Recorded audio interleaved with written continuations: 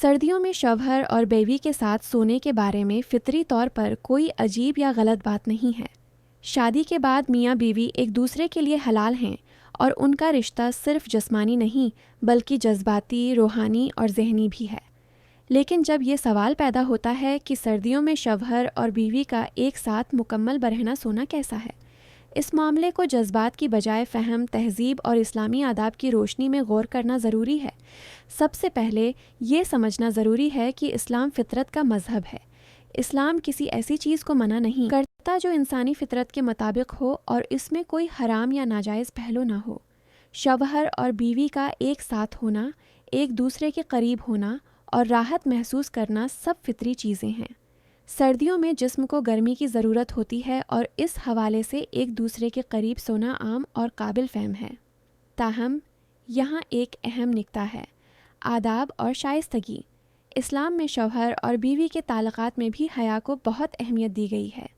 یہ سچ ہے کہ میاں بیوی ایک دوسرے کے لیے حلال ہیں، لیکن اس کا یہ مطلب نہیں کہ ہر کام بغیر ضرورت اور شائستگی کے کیا جائے۔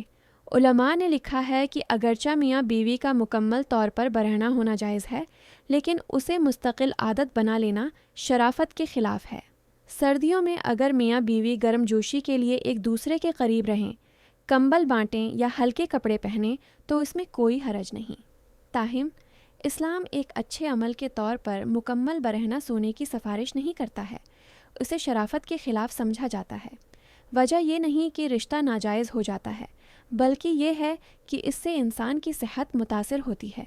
ایک شخص صرف ایک جسم نہیں ہے، ان کے پاس ایک روح اور روح بھی ہے۔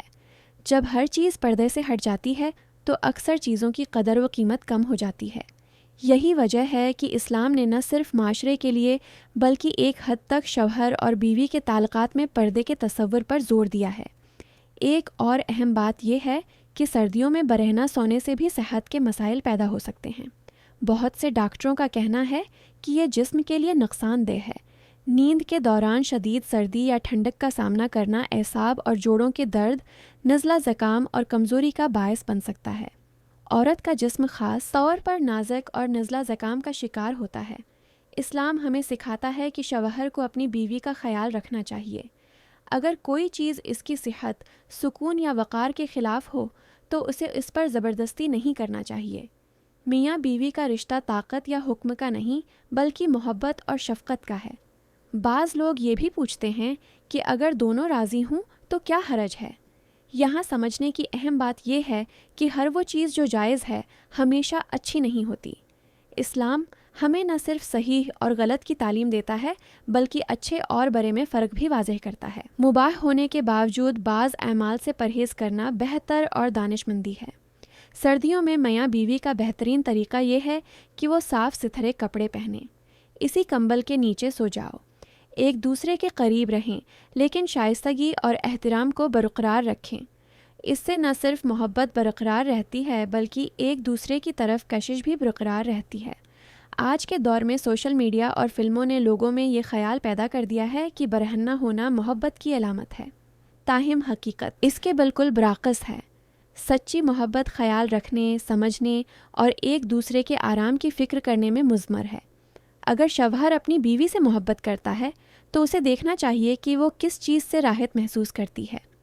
اگر بیوی مکمل برہنہ سونے میں ہچکچاہٹ محسوس کرتی ہے تو شوہر کا فرض ہے کہ اس کی ہچکچاہٹ کا احترام کرے، اور اگر بیوی راضی بھی ہو جائے تو شوہر کو غور کرنا چاہیے کہ یہ عادت تعلقات کو بہتر کر رہی ہے یا آہستہ آہستہ اس کی سنجیدگی کو کم کر رہی ہے۔ اسلام میں میاں بیوی کے تعلقات کو انتہائی پاکیزہ تصور کیا گیا ہے۔ یہ رشتہ صرف جسمانی لذت کے لیے نہیں بلکہ امن، سکون اور رحم کے لیے ہے۔ قرآن کہتا ہے کہ اللہ نے تمہارے لیے تمہاری ہی جنس سے شریک بنائے تاکہ تم ان سے سکون حاصل کرو۔ سکون کا مطلب نہ صرف جسم کی گرمی ہے بلکہ دل کے درد اور سکون کو بھی سکون ملتا ہے۔ آخر میں اسے سادہ الفاظ میں بیان کرتے ہیں: سردیوں میں ایک ساتھ سونا، ایک دوسرے کے قریب رہنا اور ایک دوسرے کی گرمجوشی محسوس کرنا بالکل فطری اور جائز ہے۔ تاہم اسلام نہ تو مکمل برہنہ سونے کا حکم دیتا ہے اور نہ ہی تجویز کرتا ہے۔ شائستگی، احترام اور ایک دوسرے کے جذبات کا خیال رکھنا بہترین راستہ ہے۔ شائستگی کے ساتھ قائم رہنے والا رشتہ مضبوط، پاکیزہ اور زیادہ پائیدار ہوتا ہے۔ ایک ایسا رشتہ جو صرف جسمانی پر انحصار کرتا ہے اکثر وقت کے ساتھ کمزور ہو جاتا ہے۔ جائز معاملات میں بھی توازن اور ضبط برقرار رکھنا دانشمندی ہے۔